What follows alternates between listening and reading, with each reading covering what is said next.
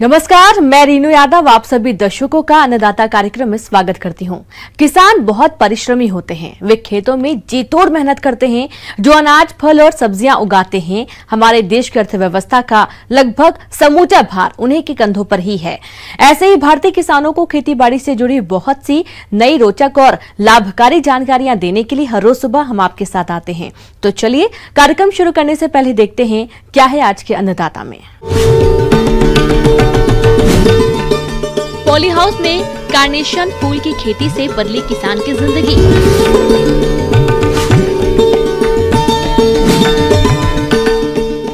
लहसुआ का सह उत्पाद बनाएं, अच्छी आय कमाएं। कृषि के क्षेत्र में आज नई नई तकनीकों का विकास हो रहा है, जिसे अपनाकर किसान अच्छी आय ले रहे हैं। आज आपको लेकर चलते हैं हिमाचल प्रदेश राज्य के जिला सोलन के महोग गांव, जहां पिछले कई सालों से पूरा गांव पॉली हाउस में कार्नेशन फूल की खेती कर रहा है। और इन फूलों की खेती से गांव के लोग खुद तो अच्छा कमा ही रहे हैं, कई लोगों को रोजगार भी दे रहे हैं।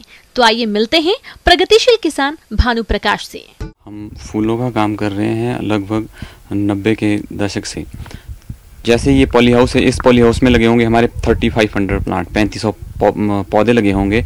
हमारे पास इस टाइम 10,000 स्क्वायर मीटर एरिया होगा। इसमें ऐसी टनल्स भी होगी और बड़े हाई टैक्स भी है। तो इसमें अलग अलग किस्म के फ्लावर लगे होंगे। ये कार्नेशन भी लगा होगा और इसमें कई और वैरायटीज़ भी लगी हुई है, जैसे क्राइसेंथेमम है, लिलियम है और ऑर्नामेंटल कैबेज जैसे ब्रासिका केल वो भी होगा। ये चीज़ें सारी चीज़ें लगी हुई है। और जैसे कि इसमें जो हमारा लगभग आउटपुट है वो हमारे पूरे गांव की मान के चलो आप 1 करोड़ से ऊपर चल जाता है हमारा सारे गांव का टर्नओवर। भानु प्रकाश ने 90 के दशक से फूलों की खेती करना आरंभ किया और देखते ही देखते विभिन्न तरह के फूलों की खेती कर अपने जीवन के स्तर को इतना ऊंचा किया कि वे आज न केवल अच्छी खासी आमदनी अर्जित कर रहे हैं, बल्कि वे अपने साथ साथ करीब 30 लोगों को रोजगार भी मुहैया करवा रहे हैं। आपको बता दें कि भानु प्रकाश ने केवल फूलों की खेती के दम पर ही अपने क्षेत्र में 2 आलीशान रिजॉर्ट भी बना दिए हैं, जहां पर वे कई लोगों को रोजगार दे रहे हैं। 10,000 वर्ग मीटर एरिया में समय, कार्नेशन और अन्य कई फूल वो उगा रहे हैं। पहले इसमें मतलब हल लगाना पड़ता है। हल लगा के खेत तैयार किया, उसके बाद इसमें बेड प्रिपरेशन होगी, बेड बनाए, उसके बाद प्लांट खेत में लगता है। और फिर उसके बाद जैसे 1 महीने के बाद इसमें गुड़ाई होगी, उसके बाद इसमें ड्रिप फिट होगी, ड्रिप इरिगेशन वाला सिस्टम लगेगा। उसके बाद जैसे ये इसमें नेट लगेगा, स्पोर्ट नेट, तो ये स्पोर्ट नेट लगेगा इसमें। ये इसका सपोर्टिंग सिस्टम होता है जो ये फूल सीधा खड़ा रहे। अगर इसको नहीं लगाएंगे तो ये नीचे गिर जाएगा, इसलिए ये। और जो ये लगना का इसका वो है, ये लगेगा आपका लगभग 1.5 महीने के बाद। जब आपका कार्नेशन लगेगा ना एक बार स्टार्टिंग में, तो उसके 1.5 से 2 महीने के बाद ये इसमें नेट लगना शुरू हो जाता है। इसमें ये 3 से 4 नेट लगते हैं अलग अलग स्टेज में, अलग अलग हाइट में, 6 inch 6 inch 6 inch height. Carnation की खेती में नेटिंग एक जरूरी प्रक्रिया है। बिना नेटिंग किए इससे अच्छी उपज नहीं ली जा सकती। पहले नेट की ऊंचाई बेड से 6 इंच ऊपर, दूसरा 12 इंच और उसके बाद जितनी जरूरत हो उतना ऊपर तक करते रहते हैं। जैसे इसमें खरपतवार आता है तो खरपतवार तो हाथ से ही निदाई करनी होती है इसकी। इसमें हम खरपतवार की स्प्रे नहीं कर सकते, उससे इसको नुकसान हो जाए। इसमें जैसे स्प्रे का शेड्यूल ऐसे रहता है, जैसे जब स्टार्टिंग में इंसेक्ट देखना पड़ता है, कोई छोटा कीड़ा, बड़ा कीड़ा, किस तरह का कीड़ा लग रहा है, तो उसके हिसाब से इसमें स्प्रे करनी होती है। और जैसे बरसात का मौसम आएगा तो फंगस आती है बरसात में, इसमें जड़ें खराब हो जाती है, तो उसकी उस हिसाब से स्प्रे करनी होती है। कहीं माइट आ रहा है, थ्रिप्स आ रहा है, तो उस हिसाब से इसमें स्प्रे का चला रहता है। स्प्रे तो इसमें लगभग ये मान के चलिए आपकी 8 से 10 दिन, हफ्ते 10 दिन 15 दिन के बाद जरूरत पड़ती रहती है। अभी जैसे सर्दी आएगी नज़दीक तो 3-4 महीने स्प्रे करने की जरूरत नहीं होती है, सर्दियों में 4 से 5 महीने। कार्नेशन है, जब ये फ्लावरिंग स्टेज पे आता है तो इसमें मतलब एक्स्ट्रा बर्ड्स आती है, तो वो तोड़नी पड़ती है, जो इसमें एक ही फूल निकले और क्वालिटी अच्छी रहे। एक शाखा पर 1 से अधिक कलियां आती हैं, जिसमें से एक को छोड़कर सभी को तोड़ दिया जाता है, जिससे एक कली की क्वालिटी अच्छी होती है और उसकी बाजार में अच्छी मांग रहती है। जहाँ तक पानी का सवाल है, हमारे अलग अलग खेतों में छोटे छोटे टैंक बने हुए हैं, जिसकी वजह से हमारे पास पानी की कोई समस्या नहीं है। और पानी की ऐसे भी हमारे इधर हमारे एरिया में कोई समस्या नहीं है, जो हरे भरे जंगल है, इसकी वजह से हमारे पास पानी की बहुत वो है। और पानी को खेतों के लिए पहुंचाने के लिए पाइपलाइंस हर एक खेत के लिए बिछी हुई है। और ड्रिप इरिगेशन तो है ही, मैंने पहले भी जिक्र किया, और अभी भी जैसे ड्रिप इरिगेशन करते हैं तो इससे थोड़ी पानी की और ज़्यादा बचत हो जाती है। जैसे ये कार्नेशन है, ये पूरे साल मतलब जब एक बार आपकी प्लांटेशन हो गई तो उसके लगभग 2 से 3 साल तक चलता है। ये आपकी क्रॉप पे डिपेंड करता है वो कैसी है, मतलब आपको इसमें दोबारा जब प्लांटेशन होगी वो 2 साल के या 3 साल के बाद होगी। जैसे ये कार्नेशन का जो एक बंडल है वो लगभग इसकी एवरेज आ जाती है हमारी 70 से 80 रुपये पर ईयर एक बंडल की, मतलब 3 से 4 रुपये का एक फूल ये बिकता है। और वैरायटीज़ का भी ऐसे ही है, अलग अलग मार्केट पे डिपेंड करता है। मैक्सिमम लोग कार्नेशन ही प्रेफर करते हैं क्योंकि ये पूरे साल चलता है। और हमारे पास इसमें जैसे अभी लॉकडाउन करके थोड़ा सा प्रॉब्लम रही थी, 2 महीने पूरा बिल्कुल बिका नहीं था माल, तो उस वजह से थोड़ा सा समस्या हो गई थी, बट अब दोबारा से शुरू हो गया है। अभी मार्केट, आज की मार्केट भी अभी 40 से लेकर 100 के बीच में लगभग ऊपर नीचे चल रही है। जैसे हमारा ये कार्नेशन है, हमारा मतलब ये लगभग 25 से 40 लाख तक हो जाता है। मार्केट पे डिपेंड करता है, साल 20 से 25 का भी हो सकता है, 40 तक भी हो सकता है। जिसमें अगर ये 40 लाख का हो रहा है तो इसमें हमारा नेट प्रॉफिट मान के चलो आप 20 से 1 लाख तक हो जाता है, सारे खर्चे काट के, लेबर वगैरह सारा प्लांट मटीरियल। जैसे हमारा अभी ये कार्नेशन और जो भी पूरा साल का लगभग 25 से 30 लाख के फूल हो जाते हैं मेरे पास। और अभी मेरे पास 7 से 8 लोग हैं इस टाइम जो काम कर रहे हैं। जब ये मतलब लॉकडाउन नहीं था, अगर नॉर्मल पोजीशन होती तो आज की डेट में 10 से 12 लोग होने थे। और इसी की बदौलत हमने अभी अपने होटल्स भी बनाए हैं, 2 रिजॉर्ट है इस टाइम मेरे पास यहाँ पे, जो इसी के बलबूते पे हमने खड़े किए हैं। और जो हमने होटल बनाया है, जैसे इसकी बदौलत इस भी रोज़गार हमने वो किया हुआ है, जनरेट हुआ है। जैसे मेरे होटल में अब 10-15 लोग एक होटल में है, 10-15 लोग दूसरे होटल में हैं, तो इसकी वजह से मतलब हम रोज़गार भी वो कर रहे हैं। अगर बाजार की व्यवस्था अच्छी है तो कार्नेशन की खेती से अच्छी आमदनी ले सकते हैं। अगर 1000 वर्ग मीटर एरिया में आय व्यय की बात करें तो इतने एरिया में लगभग 25,000 पौधे आते हैं और प्रति पौधा 12 से 15 फूलों का उत्पादन प्रतिवर्ष होता है। कुल फूलों का उत्पादन तकरीबन 3,50,000 तक प्रतिवर्ष होता है और एक फूल 3.5 रुपए के आसपास में बिकता है, जिससे कुल आमदनी तकरीबन 12,25,000 रुपए। जहां तक लागत की बात है तो प्रति वर्ष तकरीबन 5 लाख रुपए की लागत आती है, यानी 1000 वर्ग मीटर से 6 से 7 लाख रुपए की शुद्ध आय ली जा सकती है। और जैसे फ्लावरिकल्चर से एक चीज़ और है, जैसे रोज़गार के लिए लोग बाहर की तरफ दौड़ते हैं, तो हमारे गांव में मैक्सिमम कोई भी लोग यहाँ पे मतलब ऐसा नहीं है जो जॉब कर रहा है। कुछ एक लोगों के अलावा बहुत ही कम लोग हैं जो बाहर जॉब के लिए हमारे पास तो मतलब एम्प्लॉयमेंट हम जनरेट करते हैं। हमारे पास यहाँ पे बहुत से लोग काम कर रहे हैं इस टाइम पे, जैसे हर एक लोगों के पास 5 से 7 लोग काम कर रहे हैं इस टाइम। ब्रेक के बाद आप सभी दर्शकों का अन्नदाता में स्वागत है। चलिए अब रुख करते हैं अगली कड़ी की ओर। अपने प्रदेश में कई तरह के फलों की बागवानी की जाती है, जिसमें एक फल है लसोड़ा, जिसे देश के कई जगहों पर इसे गोंदी और निसोरा भी कहा जाता है, जो पोषक तत्वों और औषधीय गुणों से भरपूर होता है।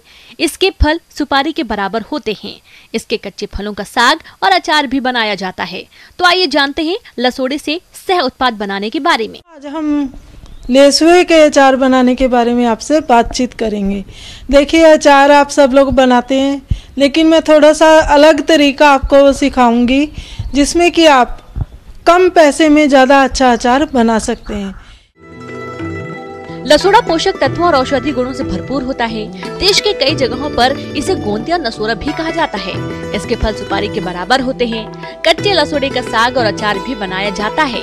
पके हुए लसोड़े मीठे होते हैं तथा इसके अंदर गोंद की तरह चिकना और मीठा रस होता है।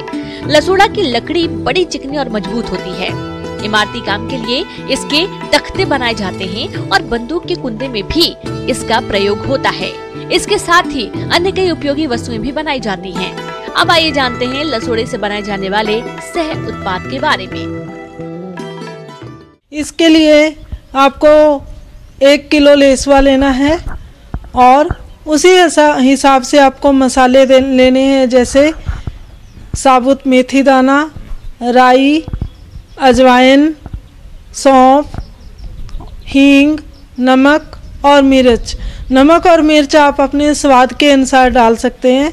हींग आपको आधा चम्मच लेनी है। मेथी दाना आपको 1.5 चम्मच लेना है।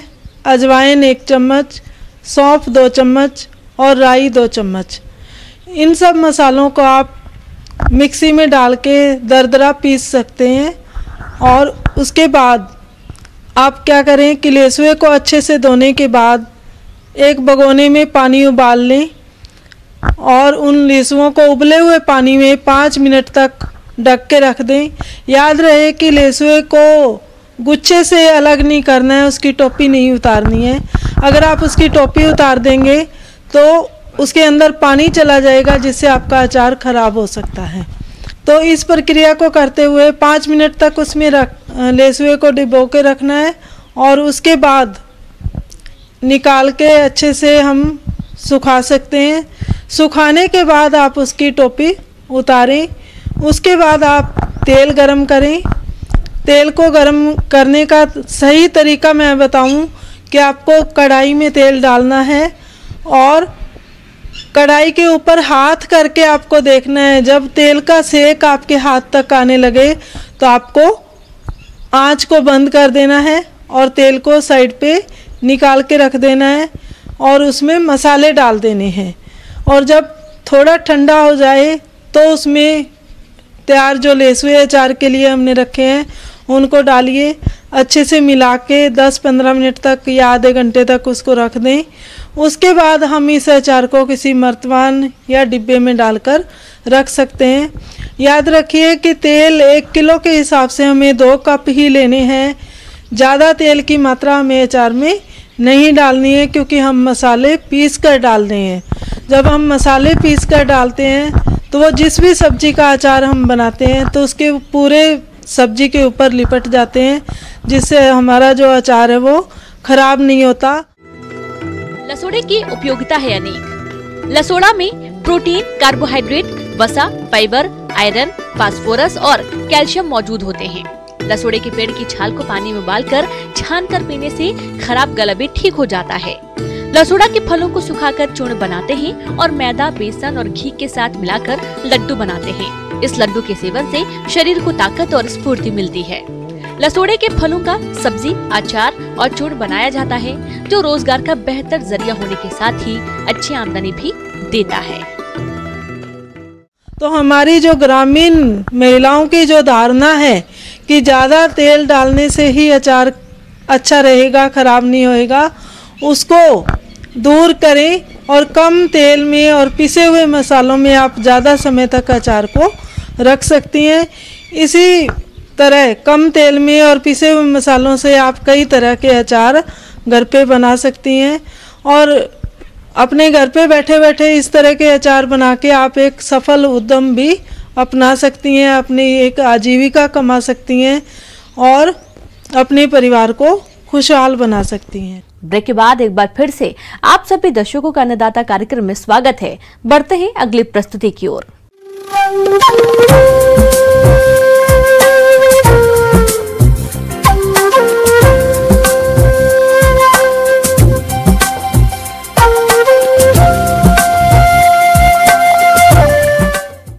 मौसम के अनुसार प्रबंधनों पर टिकी आपकी खेती बाड़ी और इसलिए मौसम पूर्वानुमान और उस पर आधारित साप्ताहिक कृषि सलाह इस प्रकार है। इंदिरा गांधी कृषि विश्वविद्यालय रायपुर के मौसम विभाग से प्राप्त मौसम पूर्वानुमान रिपोर्ट के आधार पर नारायणपुर, बस्तर, राजनांदगांव और इनके आसपास के जिलों के किसानों को सलाह दी जाती है कि इन क्षेत्रों में आगामी 4 दिनों तक हल्के से मध्यम बादल छाए रहेंगे। हल्की वर्षा की संभावना है।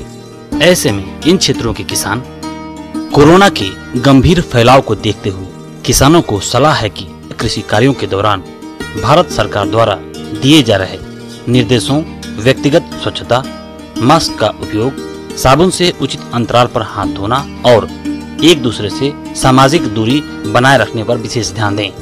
खरपतवार नियंत्रण के बाद 50 से 60 किलोग्राम यूरिया प्रति हेक्टेयर की टॉप ड्रेसिंग करें और टॉप ड्रेसिंग के समय 2 से 3 सेंटीमीटर से अधिक पानी न हो। धान की फसल में खैरा रोग के नियंत्रण हेतु जिंक सल्फेट 5 किलोग्राम और 2.5 किलोग्राम बुझा हुआ चूना 500 से 600 लीटर पानी में घोल बनाकर प्रति हेक्टेयर की दर से छिड़काव करें। किसान भाइयों को सलाह दी जाती है कि धान की फसल पर झुलसा रोग के लक्षण दिखाई देने पर सूडोमोनास 10 ग्राम प्रति लीटर पानी की दर से घोलकर छिड़काव करें। जीवाणु जनित झुलसा रोग, धान की रोपाई के 20 से 25 दिन बाद अगर पत्ती के किनारे वाला ऊपरी भाग हल्का पनीला सा हो जाए तो इस दशा में पोटास 25 किलोग्राम प्रति हेक्टेयर की दर से उपयोग लाभकारी होगा। धान की फसल में गंगई कीट लगने पर 5 से 10% अधिक देहली स्तर पर किसान भाई कार्टाप हाइड्रोक्लोराइड 4G की 18 किलोग्राम मात्रा प्रति हेक्टेयर अथवा थायोमिथाक्साम 25 WG की 100 ग्राम मात्रा प्रति हेक्टेयर की दर से छिड़काव करें। तना छेदक, किसानों के खेत में धान की फसल पर सूखा तना, सूखी बालियां देखा गया जो खींचने पर आसानी से बाहर निकल जा रहे हैं। इस दशा में इसके नियंत्रण हेतु रेनेक्सपियर की 150 ग्राम मात्रा प्रति हेक्टेयर की दर से छिड़काव करें। इस समय मक्का की फसल में तना छेदक कीट की संभावना हो सकती है, अतः दिखाई देने पर इसके नियंत्रण हेतु फोरेट 10G दवा की 10 किलोग्राम मात्रा प्रति हेक्टेयर की दर से रेत या बालू में मिलाकर भुरकाव करें। संभावित मौसम पूर्वानुमान को देखते हुए इस समय बैंगन, टमाटर और भिंडी में रस चूसक कीट की संभावना हो सकती है, अतः दिखाई देने पर इनके नियंत्रण हेतु इमिडाक्लोप्रिड की 1 मिलीलीटर मात्रा 3 लीटर पानी की दर से घोलकर छिड़काव करें। इस समय मिर्च और टमाटर में चुर्रा मुर्रा रोग की संभावना हो सकती है, अतः दिखाई देने पर इनके नियंत्रण हेतु इमिडाक्लोप्रिड 17.8 SL की 170 मिलीलीटर मात्रा 500 से 600 लीटर पानी में घोल बनाकर प्रति हेक्टेयर की दर से मौसम साफ होने पर छिड़काव करें। फलों जैसे आम, नींबू और अमरूद के नए बाग लगाने के लिए अच्छी गुणवत्ता के पौधों का प्रबंध करके इनकी रोपाई अति शीघ्र करें। पशुओं को साफ एवं ताज़ा पानी दिन में 2 बार दें, साथ ही साथ हरा चारा भी दें। बाहरी परजीवियों से बचाव के लिए ब्यूटाक्स का प्रयोग करें। पशुशाला की नियमित सफाई करते रहें। 1 लीटर पानी में 5 मिलीलीटर फिनाइल मिलाकर फर्श की सफाई करें। मुर्गियों में रानीखेत बीमारी के नियंत्रण के लिए टीका लगवाएं। चूजों को 7 दिन की अवस्था पर टीकाकरण करवाएं। मुर्गे और मुर्गियों को मिनरल मिक्सचर तथा साफ एवं ताजा पानी जरूर दें। बकरियों में PPR रोग के नियंत्रण के लिए टीका लगवाएं। वर्षा से बकरियों की सुरक्षा करें। बकरियों को हरा चारा, साफ पानी एवं सूखे स्थान में बांधें एवं परजीवियों से बचाव के उपाय जरूर अपनाएं।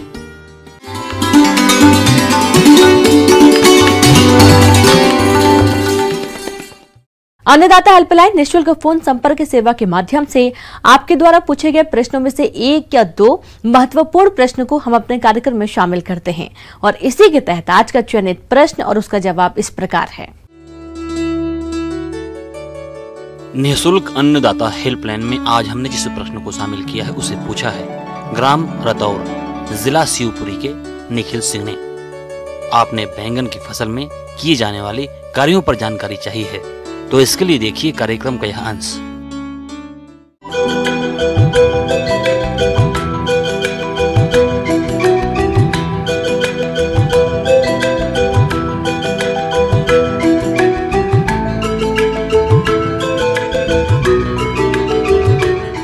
इस समय हमारे किसान भाइयों के खेतों में बैंगन की फसल पुष्पन और फलन की अवस्था में आने वाली है, इसलिए हमारे किसान भाई विशेष तौर से इस अवस्था पर होने वाले कृषि क्रियाओं, कर्षण क्रियाओं, इंटरकल्चर कृषि ऑपरेशंस का विशेष तौर से ध्यान रखें। फसल में उगने वाले अभी बरसात के मौसम में बहुत सारे खरपतवार फसल में उगाते हैं, उन खरपतवारों से फसल को बचाएं, खरपतवारों को निकाल के फेंकें और साफ सुथरी खेती करें। बारिश की कमी वाली अवस्थाओं में सिंचाई का भी प्रबंध हमको करना पड़ेगा, किसान भाई इस बात पर भी ध्यान दें। साथ ही जहां अधिक वर्षा की स्थिति पैदा हुई है वहां पर जल निकास की व्यवस्था समुचित करें, जिससे अनावश्यक जल भराव से बैंगन की जड़ों में सड़न और दूसरी तमाम प्रकार की समस्याओं से फसल को बचाया जा सकता है। किसान भाइयों, बात करते हैं उर्वरक प्रबंधन की, तो आपने खेत की तैयारी के समय नाइट्रोजन की आधी मात्रा, फास्फोरस और पोटाश की पूरी मात्रा दे दी होगी। अब शेष बची नाइट्रोजन की मात्रा को 2 बराबर भागों में बांटकर क्रमश 25 से 30 दिन व 50 से 55 दिन पर पौधों की जड़ों के पास डालकर मिला देनी चाहिए। किसान भाइयों, अब आइए जानते हैं रोग और कीट नियंत्रण के बारे में।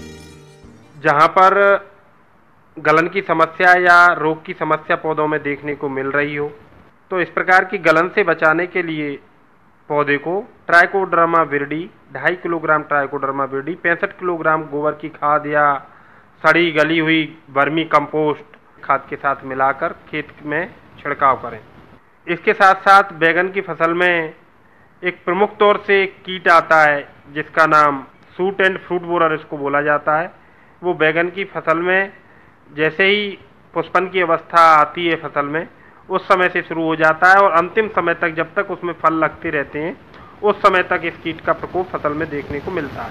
सर्वप्रथम पहचानने के लिए आप जब उसका प्रकोप तने में होगा, वो उसकी इल्ली अंडे से जैसे ही निकलती है तो वो तने में घुस जाती है और तने को बीच वाले हिस्से को पूरे को खा लेती है, जिसकी वजह से ऊपर वाला हिस्सा जो पौधे का होता है वो मुरझा जाता है। जहाँ से फल लगना शुरू होते हैं वहाँ से ही वो फल में घुस जाती है छोटी इल्ली और फल के अंदर जाकर उसमें छेद करके घुस जाती है और फल के अंदर पूरी फल को खराब कर देती है, खा लेती है, उसकी विष्ठा भी अंदर कर देती है और जब निकलती है बाहर तो काफ़ी इल्ली बड़ी होकर निकलती है। इस कीट के प्रकोप को रोकने के लिए पक्षी आश्रय स्थल का शुरुआत से उपयोग कर सकते हैं कि बर्ड प्रेशर खेत में लगाए जाएं और उन पर पक्षी आके बैठेंगे तो जितने भी तना फल छेदक की इल्ली अंडे की जो अवस्था होगी उसको वो नष्ट करेंगे। इसके साथ साथ लाइट ट्रैप का उपयोग किया जा सकता है, फेरोमोन ट्रैप का उपयोग किया जा सकता है। इसके अलावा किसान भाइयों, नुकसान आर्थिक क्षति स्तर से अधिक है तो पौधों के कीट ग्रसित भागों को तोड़कर नष्ट करने के बाद रासायनिक नियंत्रण के लिए इंडोक्साकार्ब 1 मिलीमीटर दवा प्रति लीटर पानी में घोलकर फसल पर छिड़काव करें, जिससे कीट पर नियंत्रण पाया जा सकता है।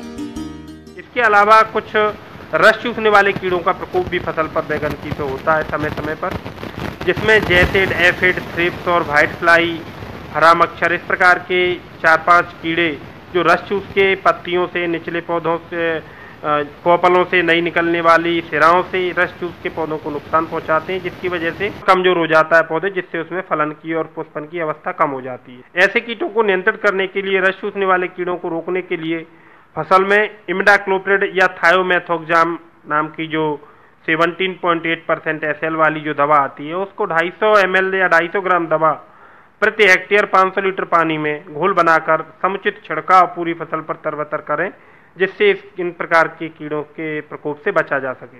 साथ ही जब इसके कीटनाशकों को छिड़काव करना हो तो हमको ये समझना देखना होगा कि हमारी फसल में फल तुड़ाई की अवस्था पे है क्या। अगर फसल में बैगन तोड़ने की अवस्था में है तो सर्वप्रथम उनको तोड़ के मार्केट में पहुंचाएं, उसके बाद हम कीटनाशकों का छिड़काव करें। जो भी उसका प्रतीक्षा काल है उस काल का निश्चित तौर से ध्यान रखें और 1 सप्ताह के अंदर कीटनाशक डालने के बाद किसी भी प्रकार की बैगन की फसल में और दूसरी फसल में तोड़ाई न करें।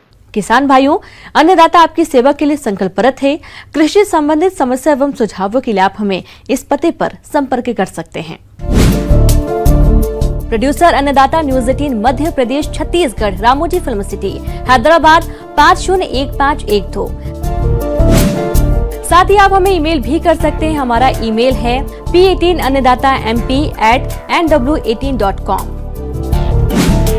और इसके अतिरिक्त आप हमें निःशुल्क हेल्पलाइन नंबर 180041922155 पर सोमवार से शनिवार सुबह 10 से शाम 4 बजे के बीच संपर्क कर सकते हैं। किसान भाइयों, अब समय हो रहा है आपसे विदा लेने का, तो हमारी अन्नदाता टीम को दीजिए इजाजत। कल फिर आपसे मुलाकात होगी कृषि संबंधित कुछ और महत्वपूर्ण जानकारियों के साथ। नमस्कार।